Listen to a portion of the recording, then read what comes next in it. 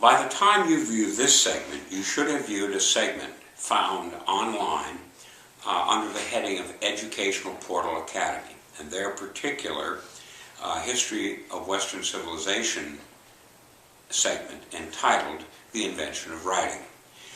In this, they make a very, very strong argument for the importance of writing as the source of the development of culture and civilization around the world. They are well past the argument that we've heard already that oral language contributed to the ability of very primitive human beings to track food and so on. Indeed, writing is associated with the development of civilization, of towns and of cities, for all of the reasons that were given in the Educational Portal video.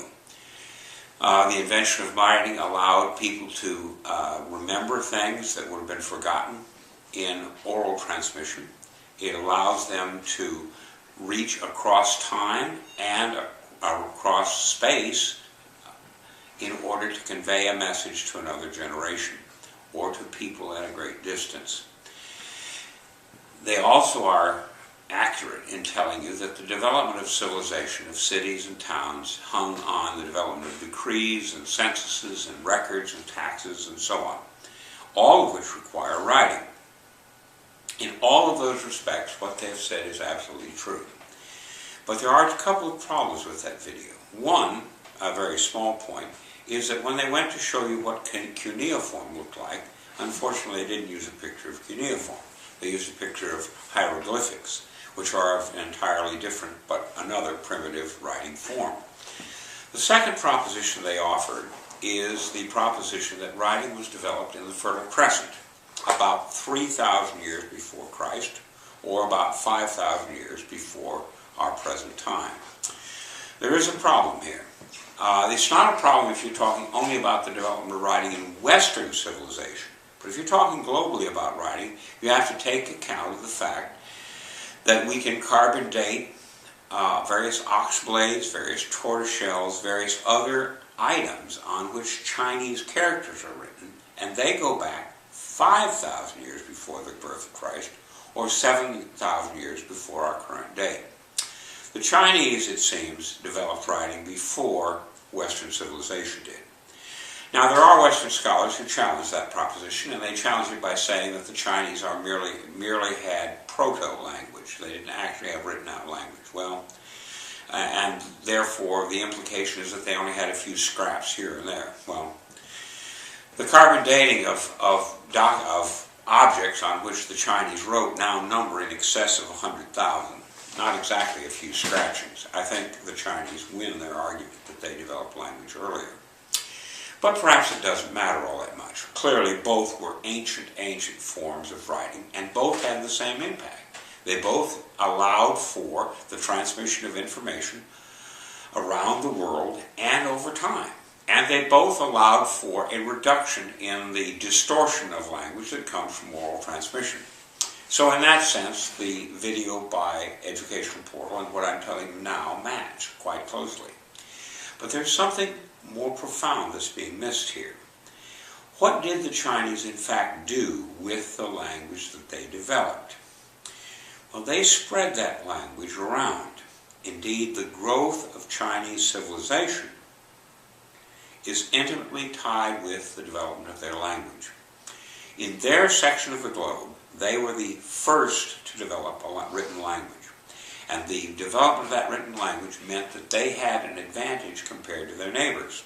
They had an advantage in terms of inventing things and remembering how they were invented so that they could invent more of them. They had the advantage of language so that they could make improvements in the inventions they had already to make them better. They had the ability to keep records of how much it cost to build that item, and then a reasonable way to price that item when they sold it to somebody else. And because they had writing, they could keep records of complex transactions, on and on. They were able to build successful economic activity based on their written language. But this just leads to the next proposition. Their ability to use the written language made them attractive partners for their neighbors. And the Chinese began a process of assimilation that grew from the Yangtze River Valley and the Yellow River Valley until it covered all of what we think of as China proper, the central part of China that is heavily occupied by over 1 billion people today.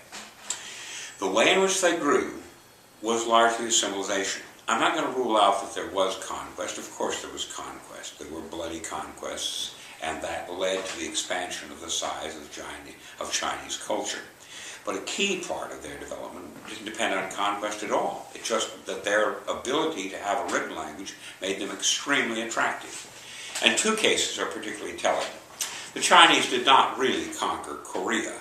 They assimilated the Korean peninsula into the Chinese Empire, principally because the Koreans wanted in. They wanted the benefits of Chinese civilization, which was already well developed by the time the Chinese came knocking at their door, offering a written language. Now, the Chinese oral language, for the most part, and there are a wide variety of dialects, even separate languages that are currently covered under what's called Chinese, but the basic Chinese language is monosyllabic, 1 syllable for 1 character.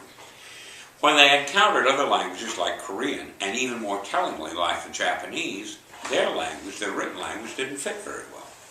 The Japanese case is particularly telling. The language went from China to Korea, and from Korea to Japan, and the Japanese, who had no written language at all, adopted the Chinese language. When they adopted the Chinese language, they were trying to fit their own polysyllabic language into a monosyllabic form. Very difficult.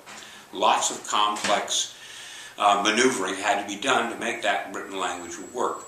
But because the written language was so terribly, terribly attractive, that's exactly what happened. The Japanese adopted the Chinese language form for their own. What makes this particularly telling is there was absolutely no conquest of the Japanese. None whatsoever. The Chinese did not conquer the Japanese.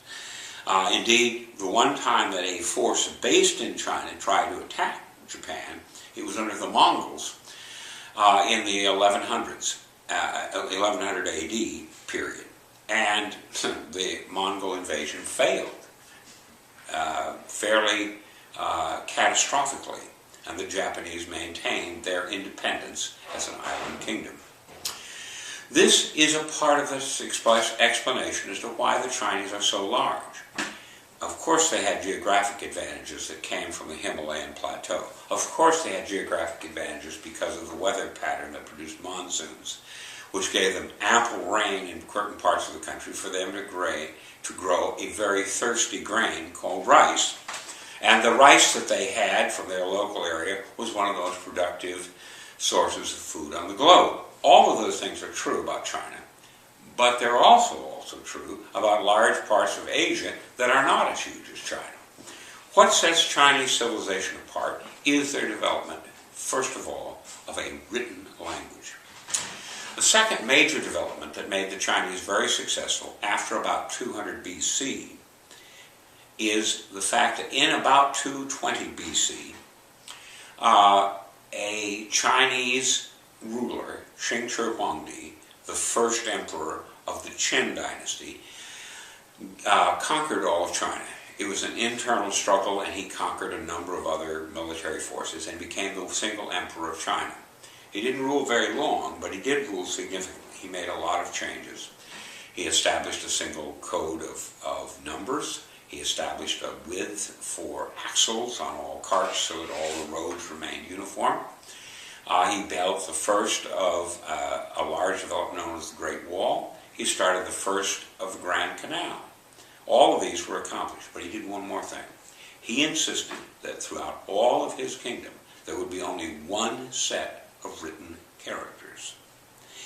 No matter what the dialect was, even if the dialect verged on being a separate language that some people called Chinese, it was going to be followed, it would all be written the same way. And it remains true today that if you go to China and you know only one of the dialects in your local area, you can talk to any other Chinese, not because you can understand the oral words they're using, but because if you write notes to them, your characters and their characters will match, and you can communicate through that method. So Chinese language on several fronts is significant for the development of a huge China.